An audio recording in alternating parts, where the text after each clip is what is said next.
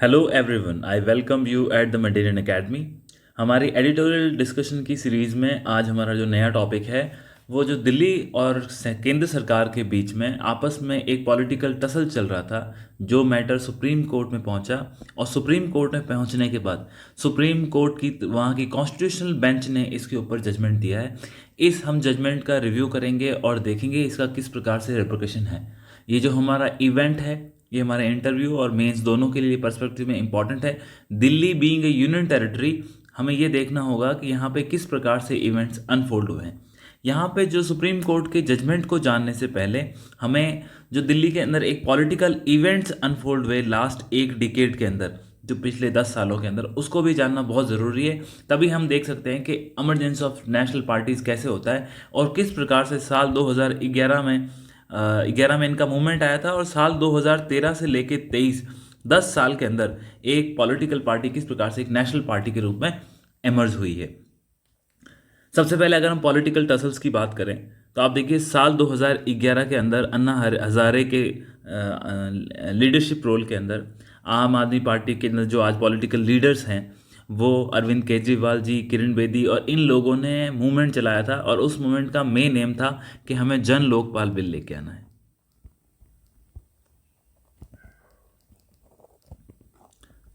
अरविंद केजरीवाल जी का ये मानना था कि केवल और केवल जनता के माध्यम से नहीं होगा, तो हमें पॉलिटिकल रास्ता भी अपनाना पड़ेगा। तो उन्होंने वहाँ से अपना एक अलग रुख लिया। और वहीं अन्ना हजारे जी का कहना था कि ये एक सोशल मूवमेंट होना चाहिए, हमें लोगों के साथ रहना चाहिए। तो यहाँ पे आम आदमी पार्टी की स्थापना अरविंद केजरीवाल जी ने की और अन्ना हजारे खुद को अपने इस मूवमेंट से अलग करते हैं। यहाँ से 2013 की बात आती है। 13 के अंदर आम आदमी पार्टी, जो कि अरविंद केजरीवाल की लीडरशिप के अंदर दिल्ली के जो इलेक्शंस होते हैं, असेंबली इलेक्शन, दिल्ली के अंदर 70 सीट्स हैं एमएलएस की, वहाँ के असेंबली इलेक्शन में पार्टिसिपेट करती है। होता क्या है कि इस इलेक्शन के अंदर आम आदमी पार्टी सेकंड लार्जेस्ट पार्टी बन के आती है। और चूंकि बीजेपी के पास इतना सपोर्ट नहीं था, तो आम आदमी पार्टी और इंडियन नेशनल कांग्रेस ये दोनों मिल करके वहाँ पे गवर्नमेंट फॉर्म करते हैं और चीफ मिनिस्टरशिप का पद मिलता है आम आदमी पार्टी को। तब पहली बार भारत में जो अरविंद केजरीवाल जी है वो इतनी जल्दी अपनी यंग एज के अंदर ही वहाँ के चीफ मिनिस्टर बनते हैं। तो ये 2013 की बात थी। तो ये वहाँ पे 2013 में कांग्रेस आउट होकर के यहाँ आम आदमी पार्टी के चीफ मिनिस्टर बनने के बाद ये फिर इंट्रोड्यूस करने की कोशिश करते हैं, जो अपना महत्वाकांक्षी बिल था जन लोकपाल बिल को लेकर आने की कोशिश करते हैं दिल्ली के अंदर। और इसके अंदर कांग्रेस इनको सपोर्ट नहीं करती है। तो होता क्या है, कांग्रेस के सपोर्ट ना करने से ही ये सरकार केवल और केवल 49 डेज चली और 49 डेज के अंदर ही इस सरकार ने अपना इस्तीफा दे दिया। इस्तीफा देने से वहाँ पे आपको पता है कि प्रेसिडेंट रूल आ गया। क्योंकि दिल्ली एक ऑलरेडी यूनियन टेरिटरी है, हालांकि जो हमारा आर्टिकल 239 ए है वो दिल्ली को एक स्पेशल स्टेटस देता है, क्योंकि यहाँ पे अलग से एक विधानसभा भी है। और ये जो यूनियन टेरिटरी के अंदर विधानसभा केवल और केवल इंडिया के दो ही स्टेट्स के अंदर है, एक दिल्ली और एक आपका पुदुचेरी। ये दो ऐसे इंडिया के अंदर यूनियन टेरिटरी हैं जहाँ पर असेंबलीज भी हेल्ड होती है। तो दिल्ली का जो स्पेशल प्रोविजन है वो आर्टिकल 3239 ए के अंदर है और इसका अभी रेफरेंस सुप्रीम कोर्ट ने अपने जजमेंट के दौरान भी दिया था। 2013 में ये रिज़ाइन होने के बाद प्रेसिडेंट का शासन लगाया जाता है और साल 2015 के अंदर वहाँ पे दोबारा इलेक्शंस करवाए जाते हैं। जब ये दोबारा इलेक्शंस होते हैं साल 2015 के अंदर, 2015 में, तो यहाँ पे आम आदमी पार्टी 70 में से 67 सीट्स है, यहाँ पे ये जीत के आती है। तो यहाँ एक क्लीन स्वीप किया था इन्होंने और इनको आम आदमी पार्टी की तरफ से दोबारा Arvind Kejriwal ji second time chief minister बनते हैं। ये इनकी गवर्नमेंट चलती रहती है। गवर्नमेंट चलने के बाद में 2020 के अंदर 5 साल के बाद दोबारा दिल्ली के अंदर इलेक्शंस होते हैं और यहाँ पे टोटल 70 सीट्स में से 62 सीट्स भी इनको दोबारा दिल्ली के अंदर जनता के द्वारा दी जाती है। यहाँ पे ये थर्ड टाइम चीफ मिनिस्टर बनते हैं। इसी दौरान आपको पता है कि 2014 के अंदर हमारे लोकसभा के इलेक्शंस हुए थे और उसके बाद 2019 में हुए और फिर 2024 में होने वाले हैं।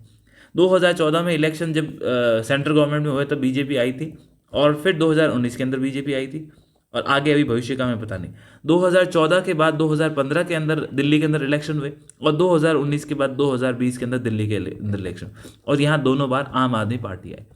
इशू ये चल रहा था कि आम आदमी पार्टी ने साल 2013 से उनको गवर्नमेंट बनने के बाद ही उन्होंने ये एलिगेशंस लगाए कि जो दिल्ली के अंदर केंद्र सरकार है वो हमें एक जनता का इतना मैंडेट मिलने के बाद भी हमें बंदिशों में बांधा जा रहा है। जो हमारी पावर्स है, जो एक डेमोक्रेटिक की हमारी जो पावर्स है, वो पावर्स आप हमसे सीज करके जो दिल्ली के अंदर लेफ्टिनेंट गवर्नर की पोस्ट होती है आप उसके अंदर वेस्ट कर रहे हो। इन एलिगेशंस के अंदर कहीं सत्यता भी थी, क्योंकि 2015 के अंदर 2014 में जब इनकी गवर्नमेंट आई, केंद्र में बीजेपी गवर्नमेंट आई, तब इनकी तरफ से होम मिनिस्ट्री में जैसे ही 2015 में दिल्ली के अंदर आपकी गवर्नमेंट बनती है और उसी साल होम मिनिस्ट्री की तरफ से एक नोटिफिकेशन इश्यू होता है 2015 में कि जो एलजी होगा वो एलजी जो जो सर्विसेज होती है, जितने भी ऑफिसर्स होते हैं, चाहे वो आईएएस हो, आईपीएस हो, या जो केंद्र अखिल भारतीय सेवाओं के अधिकारी हैं, तो वो सभी जो ये सर्विसेज कैडर आता है और इन सर्विसेज के द्वारा जो सर्विसेज प्रोवाइड करती थी उसके ऊपर एलजी की पावर होगी। ये नोटिफिकेशन 2015 में केंद्र सरकार की होम मिनिस्ट्री की तरफ से निकाले गए। इसका काफ़ी विरोध किया इन्होंने और इसका ये कहना था, इससे क्या हुआ कि हम डेमोक्रेटली इलेक्टेड है, जबकि एलजी का अपॉइंटमेंट कौन करता है? एलजी का अपॉइंटमेंट आपको पता है कि गवर्नमेंट ऑफ इंडिया के द्वारा होता है। आई मीन टू से कि उनकी रिकमेंडेशन प्रेसिडेंट के पास जाती है और प्रेसिडेंट नॉमिनेट करता है, क्योंकि प्रेसिडेंट जो है ओवरऑल यूनियन टेरिटरी का वही एक प्रकार से फंक्शनल हेड होता है ना। यहाँ से इवेंट फोल्ड होने के बाद जो सुप्रीम कोर्ट के अंदर अभी जो केस गया है, सुप्रीम कोर्ट के अंदर अभी केस 2023 के अंदर अभी जो हमारा रिसेंटली इसका लास्ट वीक जजमेंट आया था, इसके अंदर chief justice of India DY Chandrachud और उनके साथ 4 अन्य जजेस ने, ये कॉन्स्टिट्यूशनल बेंच थी। कॉन्स्टिट्यूशनल बेंच किसे कहते हैं? कॉन्स्टिट्यूशनल बेंच वो होती है जिसके अंदर आपके मिनिमम 5 जजेस होंगे और ये जो संविधान के स्ट्रक्चर को लेकर के जो बेसिक क्वेश्चंस होते हैं, उन बेसिक क्वेश्चंस को जब सॉल्व करना होता है किसी लैंग्वेज की, किसी भी हमारे संविधान के अंदर कोई लैंग्वेज में वर्ड लिखा है उसको डिफाइन करना है, उसकी क्या एम था उसको वर्ड्स को इंसर्ट करने और उसके आधार पे क्या पॉलिसी मेकिंग गवर्नमेंट कर सकती है, इन चीज़ों को लेकर के कॉन्स्टिट्यूशनल बेंच है वो इसे अपने जजमेंट देती थी। और यहाँ पर भी कॉन्स्टिट्यूशनल बेंच का ही जजमेंट था, इसीलिए ये जो हमारा जजमेंट है वो काफ़ी इंपॉर्टेंट है। अब कोर्ट की हमारी टसल देखें तो जिस प्रकार से दिल्ली गवर्नमेंट 2013 से लेकर के केंद्र सरकार से लड़ती ही रही है डिफरेंट एलजीज के टाइम में, उसी प्रकार से ये जो इनका मैटर था वो कोर्ट के अंदर भी इसी प्रकार से जाता है। मैंने आपको बताया कि साल 2015 के अंदर होम मिनिस्ट्री ने, गवर्नमेंट ऑफ इंडिया ने एक नोटिफिकेशन निकाल के जो पावर्स थी सर्विसेज की वो दे दी लेफ्टिनेंट गवर्नर को। उसके बाद इस जजमेंट के खिलाफ जो दिल्ली गवर्नमेंट थी, मैं यहाँ पे दिल्ली गवर्नमेंट को डीजी के नाम से रेफर करूँगा, जो दिल्ली गवर्नमेंट थी, दिल्ली गवर्नमेंट इस केस को 2017 के अंदर वहाँ के स्टेट जो हमारा दिल्ली का हाई कोर्ट है, दिल्ली हाई कोर्ट के अंदर लेके जाती। दिल्ली हाई कोर्ट में केस ले जाने के बाद उसको ये वहाँ पे पिटिशन फाइल करती है कि इस प्रकार से हमारे पास आर्टिकल 239 AA के अंदर पावर है और यहाँ पे विधानसभा के अंदर डेमोक्रेटिक तरीके से लोग इलेक्ट होकर आए, तो आप किस प्रकार से जो ये सर्विसेज की पावर है वो एलजी को दे सकते हो। तो उनका ये कहना था कि ये जो जजमेंट है वो ये जो गवर्नमेंट ऑफ इंडिया का डिसीजन है ये गलत है, इस नोटिफिकेशन को वापस ले लिया जाए। परंतु ये सिंगल बेंच थी दिल्ली हाई कोर्ट की, इस सिंगल बेंच ने जो होम मिनिस्ट्री की नोटिफिकेशन थी उसको इन्होंने अपहेल्ड किया और कहा कि ये जो नोटिफिकेशन है वो राइट है और ये जो पावर है वो लेफ्टिनेंट गवर्नर के पास रहेगी। इस केस के बाद दिल्ली गवर्नमेंट ने दोबारा इसकी अपील की। आपको जानकारी है कि अगर आप इसकी कोई भी जजमेंट है कोर्ट का, हाई कोर्ट का या सुप्रीम कोर्ट का, उसका आप दोबारा एक बार अपील कर सकते हैं। तो इन्होंने हाई कोर्ट का जो जजमेंट था उसी की दोबारा से इन्होंने अपनी याचिका दायर की और उसी हाई कोर्ट में की। तब ये जो पहले सिंगल बेंच जो केस देख रही थी, यहाँ पे वो केस डबल बेंच को रेफर हुआ। ये घटना भी 2017 की है। डबल बेंच के बाद ये गया तो डबल बेंच में इस जजमेंट में ये नोटिस किया गया कि ये इश्यू एक डबल बेंच के से सॉल्व होने लायक नहीं है और इस केस को सुप्रीम कोर्ट की जो कॉन्स्टिट्यूशनल बेंच है, कॉन्स्टिट्यूशनल बेंच को इन्होंने ये केस रेफर कर दिया। तो आप ये समझ सकते हैं कि यहाँ से ये केस रेफर होता है सुप्रीम कोर्ट के अंदर। तो सबसे पहले देखिए 2017 के अंदर दिल्ली हाई कोर्ट गए ये लोग जो गवर्नमेंट ऑफ इंडिया की नोटिफिकेशन के खिलाफ। उसके बाद सिंगल बेंच के अंदर केस होता है, सिंगल बेंच में जजमेंट आता है वो एलजी के फेवर में जाता है, फिर उसकी अपील करते हैं, अपील का अधिकार होता है, अपील के अंदर ये केस डबल बेंच में जाता है और डबल बेंच से फिर ये सुप्रीम कोर्ट की कॉन्स्टिट्यूशनल बेंच के लिए इसको रेफर किया दिया जाता है। यहाँ से घटनाएं अनफोल्ड होते होते साल 2018 में पहुंच गई। सबसे इंपॉर्टेंट चीज़ है कि जब 2018 के अंदर मैंने आपको बताया यहाँ पे सुप्रीम कोर्ट की अब आपकी कॉन्स्टिट्यूशनल बेंच बैठ चुकी है जिसके अंदर 5 जजेस हैं, और साल 2023 के अंदर भी ये जो जजमेंट आया है वो भी सुप्रीम कोर्ट की एक कॉन्स्टिट्यूशनल बेंच के द्वारा आया है जिसके अंदर भी 5 जजेस हैं। इंपॉर्टेंट ये है कि इस वक्त जो 2023 की ये जो जजमेंट आया है, इस वक्त हमारे जो इस कॉन्स्टिट्यूशनल बेंच के हेड हैं वो वर्तमान chief justice of India DY Chandrachud साहब हैं। और इससे पहले जो 2018 के अंदर सुप्रीम कोर्ट की कॉन्स्टिट्यूशनल बेंच बैठी थी उस वक्त के जो CJI थे दीपक मिश्रा, वो उस वक्त के हेड थे। पर इससे इंपॉर्टेंट चीज़ ये है कि जो वर्तमान चीफ जस्टिस ऑफ इंडिया है उस वक्त की कॉन्स्टिट्यूशनल बेंच के अंदर एक अन्य मेंबर थे। जैसा कि आप जानते हैं कॉन्स्टिट्यूशनल बेंच में 1+4 का स्ट्रक्चर है अभी इन कॉन्स्टिट्यूशनल बेंचेस के अंदर, 1 CJI एंड 4 अदर सीनियर जजेस ऑफ सुप्रीम कोर्ट। तो उस वक्त 2018 में DY चंद्रचूड़ साहब वहाँ के जो हमारी सुप्रीम कोर्ट थी उस वक्त मेंबर थे, और वर्तमान में ये हमारे चीफ जस्टिस ऑफ इंडिया बन चुके हैं।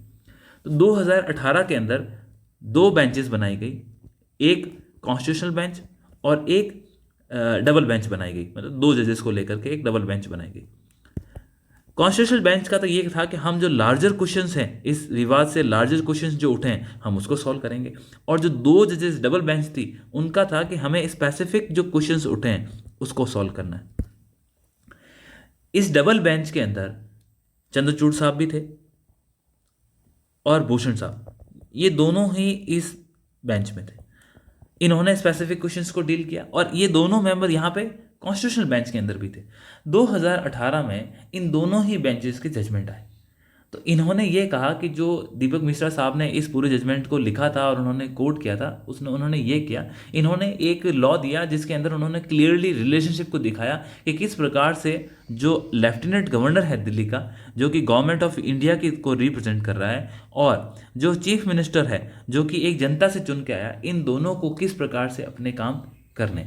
ओवरऑल जो ये जजमेंट था, ये जजमेंट दिल्ली गवर्नमेंट के फेवर में गया, परंतु सर्विसेज का जो मैटर था कि सर्विसेज को लेकर के जो हमारे अखिल भारतीय सेवाओं के अधिकारी होते हैं, जो इनके क्रियाकलाप होते हैं, उसको लेकर के उनकी पोस्टिंग्स, उनके ट्रांसफर्स, उनकी नियुक्तियां, इन चीज़ों को लेकर के भी कई क्वेश्चंस थे वो अनसॉल्व ले गए थे।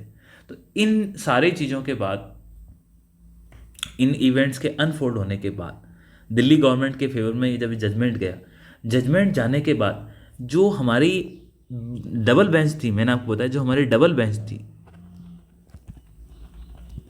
डबल बेंच को जो स्पेसिफिक क्वेश्चन सॉल्व करना था सर्विसेज को लेकर के कि अखिल भारतीय सेवाओं के अधिकारी हैं, उनकी पोस्टिंग वगैरह ये सब कौन करेगा, इस डबल बेंच में जजेस तो 2 ही हैं, दोनों ने अलग अलग जजमेंट दी।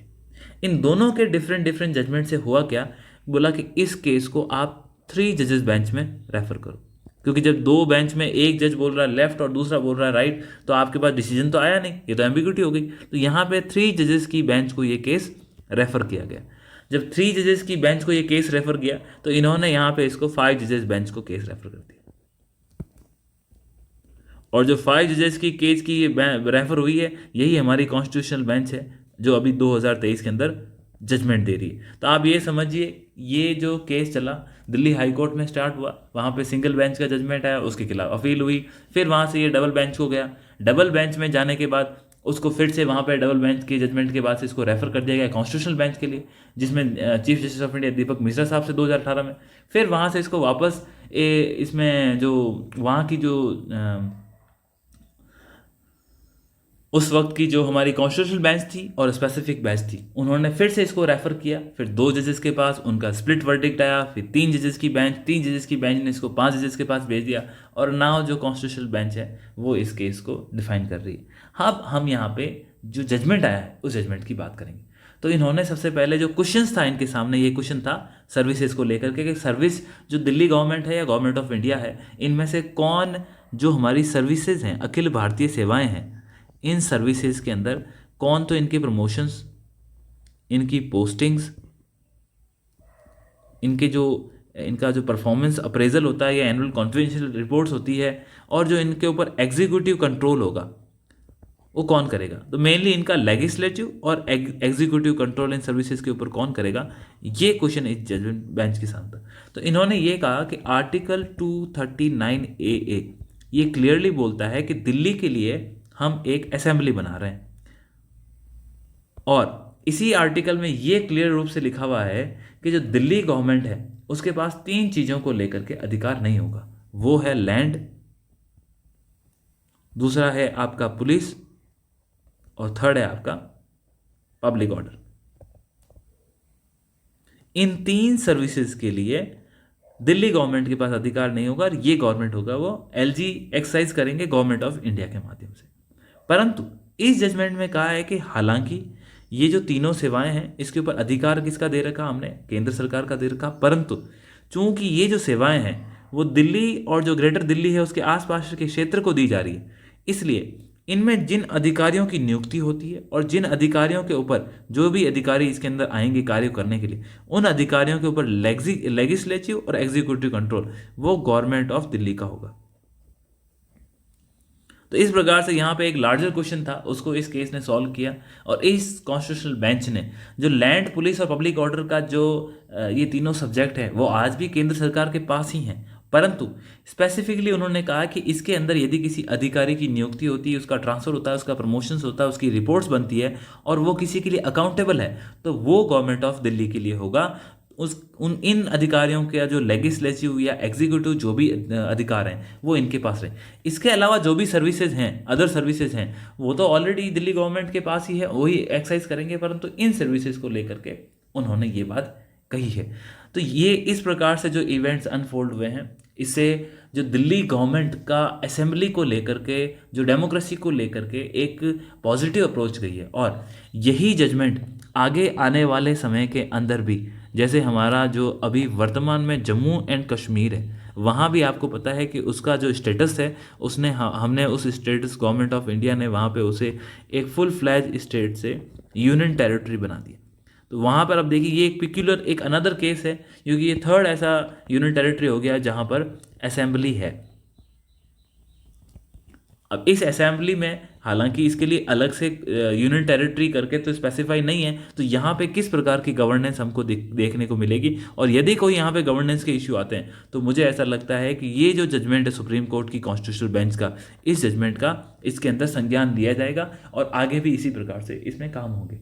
तो ये हमारे लिए एक बड़ा इंपॉर्टेंट टॉपिक था, जो कि हमारी सुप्रीम कोर्ट और इसके अलावा जो हमारी पॉलिटी है और फिर हमारा जुडिशरी है, इन दोनों के अंदर और एक रिलेशन है जो सेंटर और स्टेट का, उसके सब्जेक्ट के हिसाब से इम्पॉर्टेंट है। एडिशनल चीज़ मैं आपको ये बताना चाहूँगा, जो दिल्ली है हमारा, उसको national capital territory of Delhi के नाम से जाना जाता है, NCTD भी कहते हैं। एंड यहाँ पर टोटल 70 तो MLAs हैं, लोकसभा की टोटल यहाँ पे आपके 7 सीट्स हैं, और राज्यसभा की टोटल 3 सीट है।